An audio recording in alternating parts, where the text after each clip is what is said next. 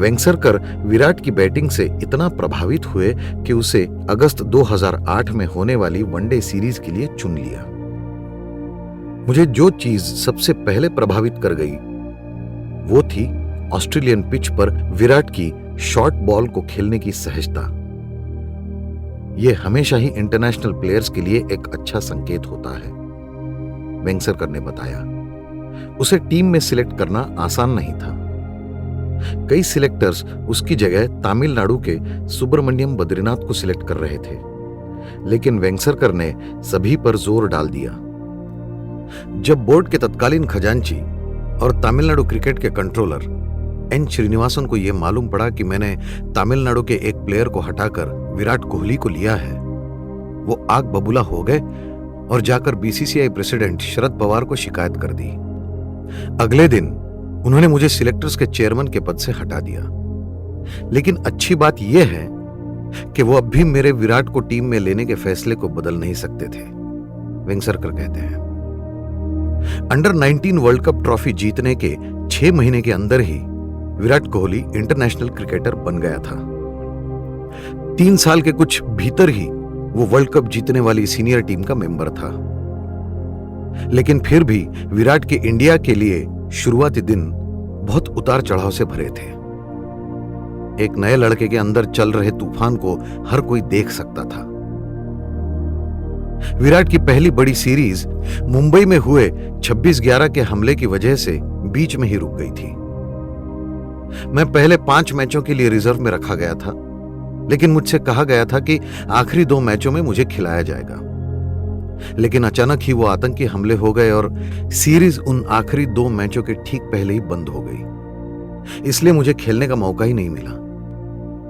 और फिर अचानक मुझे टीम से ड्रॉप कर दिया गया और अगले 12 महीनों तक मैं बाहर बैठ के यही सोचा करता था कि मुझे फिर से इंडिया के लिए खेलने का मौका मिलेगा भी या नहीं, कोहली याद करते हुए बताते हैं। उस वक्त का एक सिलेक्टर बताता है कि विराट असल में अपनी ही छवि के कैदी बन गया था। हमें लगातार ये कहानियां सुनाई जा रही थी कि कैसे 2009 आईपीएल के साउथ अफ्रीका के दौरान विराट कोहली शराब पर शराब पिए जा रहा था और वो क्रिकेट से ज्यादा अपनी हेयर स्टाइल और टैटू में दिमाग खपा रहा था। यह कहना था उसी सिलेक्टर का। क्रिकेट की कंपटीशन से भरी दुनिया में फिलहाल तो ऐसे ही लग रहा था कि विराट को मैदान के बाहर की जा रही गड़बड़ियों की सजा दी जा रही थी। विराट इन सभी बातों को नाकारते हुए कहता है कि उसके बारे में ऐसे लोग बात कर रहे थे जो उसे जानते तक नहीं थे। विराट 2008-9 के समय को डिप्रेसिंग समय कहते हैं और उसमें विराट ने वही किया जो उसके पहले कितने ही खिलाड़ी कर चुके थे। घरेलू मैचों में इतने रन बनाओ कि सिलेक्टर्स तुम्हें नजरअंदाज ही नहीं कर पाए। वो कहता है, खेल में आप रो गा नहीं सकते। आप जाइए और अपनी पूरी ताकत लगाकर काम कीजिए और कुछ हासिल कीजिए। अंत में आप ही खुद की मदद कर सकते हैं। विराट के मुश्किल वक्त में जिन लोगों ने उसे ताकत देते हुए उससे बात की, उनमें युवराज सिंह भी थे। युवराज को भी क्रिकेट में अच्छा न कर पाने की हर बार उनके काफी चमकीले तौर तरीकों और बॉलीवुड लाइफस्टाइल के कारण उनकी आलोचना की जाती थी। मुझे याद है एक बार मैंने विराट को बहुत सीरियसली ये बात बोली थी कि अगर उसे अच्छा क्रिकेटर बनना है तो उसे मुझे कॉपी नहीं करना चाहिए, बल्कि सचिन को अपना आदर्श बनाना चाहिए। उसे सचिन की तरह अनुशासन में रहना चाहिए, मेरी तरह लापरवाह नहीं, युवराज बताते हैं। मजे की बात यह है कि विराट को अगला बड़ा ब्रेक युवराज की इंजरी के बदौलत ही मिला। 2009 में साउथ अफ्रीका में खेली जा रही थी चैंपियंस ट्रॉफी, उसके लिए जब मैं बेंगलोर के कैंप में प्रैक्टिस कर रहा था, मुझे बताया गया था कि मैं अपना पासपोर्ट और बैग तैयार रखूं। वहां से मैं सीधे साउथ अफ्रीका पहुंचा। पहुंचते ही एक दिन प्रैक्टिस की और पाकिस्तान के खिलाफ मैच खेलने लगा, जिसमें मैंने मात्र 16 रन बनाए और खराब शॉट की वजह से आउट हो गया। हम वो मैच हार गए और मैंने स्टैंड्स में दोनों देशों के फैंस को आपस में लड़ते देखा। मैं डिप्रेस हो गया और पूरी रात सो नहीं पाया। मैं MS यानी धोनी के पास गया और उसे बताया कि मैं 1 साल इंडिया के लिए न खेलने की वजह से प्रेशर में था और अब पाकिस्तान के खिलाफ इतनी जल्दी आउट हो गया था। उसने मुझे बोला कि मैं परेशान ना हूं और अपने तरीके से गेम खेलूं। धोनी के सपोर्ट की वजह से मेरे ऊपर से कुछ दबाव तो हटा। अगले मैच में मैंने बिना आउट हुए 18 रन बनाए और वेस्टइंडीज के खिलाफ कठिन विकेट पर टिका रहा। थोड़ा अच्छा लग रहा था। मुझे लगता है परेशानी का वो शुरुआती वक्त मेरे लिए बहुत अच्छा रहा था। अभी तक मैं एज ग्रुप वाले क्रिकेट में सभी पर हावी होकर क्रिकेट खेल रहा था, लेकिन यहां आने पर मुझे एहसास हो रहा था कि सबसे बड़े लेवल पर क्रिकेट खेलने के क्या मायने होते हैं। 2011 वर्ल्ड कप शुरू होने में अभी 15 महीने बाकी थे। इन दिनों विराट कोहली ने अपने आप को इंडियन क्रिकेट के महत्वपूर्ण नंबर 3 बैट्समैन के रूप में स्थापित किया। न केवल कोहली ने सेंचुरी मारी बल्कि खुद को ऐसे बैट्समैन के रूप में साबित किया जो टीम को जीतने की स्थिति में ले जाता था।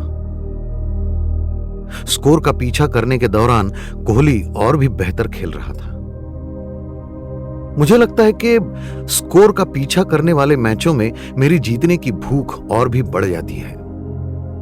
आपके पास एक लक्ष्य होता है, आप उसके बारे में प्लान कर सकते हैं और फिर उस प्लान के हिसाब से अपनी इनिंग्स आगे बढ़ाते हैं और टीम को जितवाते हैं, कोहली कहते हैं। साल 2009 में श्रीलंका के खिलाफ कोहली की पहली वनडे सेंचुरी आई थी। साल 2009 कोहली ने अपने दिल्ली के सीनियर प्लेयर गौतम गंभीर के साथ एक बड़ी पार्टनरशिप बनाई।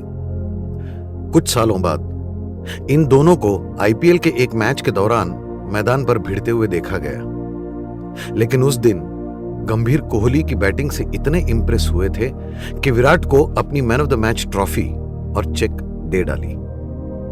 गंभीर उसे याद करते हुए कहते हैं, मैं अपने करियर में कई बार ऐसे वक्त से गुजरा हूं जहां मुझे खुद पर भरोसा नहीं था। मैं कोहली के साथ ऐसा नहीं होने देना चाहता था। वो कोहली को खुद में भरोसा दिलाने का मेरा तरीका था। मैंने उस दिन जो किया, मुझे उस पर गर्व है।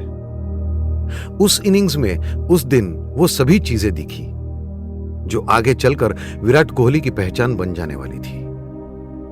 दबाव में होने के बावजूद दिमाग को शांत रखते हुए अपनी इनिंग्स को बढ़ाने वाला बैट्समैन विराट कोहली। वो विकेट्स के बीच में भयानक तेजी से दौड़ रहा था, हाथ खोलकर अपने शॉट्स खेल रहा था और मनमर्जी से फील्डर्स के बीच जगह ढूंढ रहा था। दबाव सोख लेने की आदत होने के कारण विराट इंडिया की 2011 वर्ल्ड कप जीत का बड़ा हिस्सा बन गया था। विराट कहते हैं, ईमानदारी से कहूं तो मुझे इतने बड़े स्टेज पर गेम खेलने का कोई दबाव नहीं था, क्योंकि उस वक्त मैं मात्र 21 साल का था। मेरे पास खोने को कुछ नहीं था। मुझे मालूम था कि मेरे पास आगे भी समय होगा और वो मेरा आखिरी वर्ल्ड कप नहीं था। हां, मैं बहुत अच्छा करना चाहता था, लेकिन मेरी स्थिति सचिन के बिल्कुल उलट थी, जिनके पास वर्ल्ड कप जीतने का वो आखिरी मौका था। श्रीलंका के 275 रनों का पीछा करते हुए सचिन के आउट होने के बाद जब वानखेड़े में विराट बैटिंग करने आए तो हमें भविष्य की एक झलक मिलने वाली थी। जब सचिन आउट हुए तो इंडिया का स्कोर था 20 रन पर 2 विकेट। जब मैं बैटिंग करने मैदान में उतर रहा था, मुझे लग रहा था जैसे मैं कब्रिस्तान में आ गया था। मैदान में सन्नाटा भरा हुआ था। सचिन पूरे टूर्नामेंट में बेहतरीन बैटिंग कर रहे थे, लेकिन अब वो आउट हो चुके थे। जब मैं गार्ड ले रहा था, मैं सच में कांप रहा था। लेकिन गंभीर और मैंने पार्टनरशिप शुरू की और धीरे धीरे मेरे अंदर सब ठीक होता गया। हमारी वो पार्टनरशिप जीत की ओर हमारा पहला कदम था।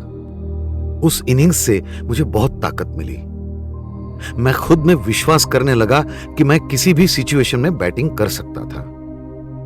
उस मैच को याद करते हुए कोहली कहते हैं, उसके बाद जो हुआ, उसने इस आवारा लड़के में परिपक्वता की पहली झलक दिखाई।